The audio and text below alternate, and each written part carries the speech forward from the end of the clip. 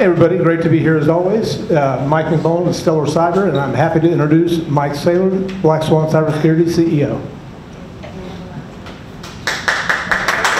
Thanks. Next up is another Mike. Now, one of the reasons that Mike asked me to come and speak with you is really a use case, or case study. So, Black Swan's a full lifecycle cyber company, SOC as a service, incident response, forensics, all this good stuff, and I lead our incident response practice. And one of the things that's important about incident response is visibility. So, client has a problem, maybe you have an idea of what the problem is, but where is the problem? How do we address it both tactically and strategically? And Stellar Cyber is one of the tools in our toolbox for a couple of reasons. One, not only is it a SIEM platform, it has UEBA that can develop a baseline pretty quickly, which is important in a response situation. But most importantly to us is how fast it was deployable. There are a lot of other platforms out there and tools out there that you can cobble together. You've got different SMEs that put in an EDR solution. You've got SMEs that put in an appliance and let it listen and collect data for a period of time. But then you've got to consolidate all that, and you've got to figure out how all that paints a picture so that you can then strategize and task people with your response activities.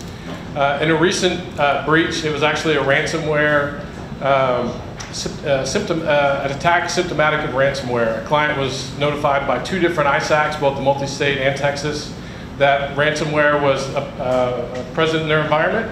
And the recommendation from the ISACs was that they should shut their network down. Disconnect it from the internet and turn your stuff off. Go home, update your resume. Whatever the case was.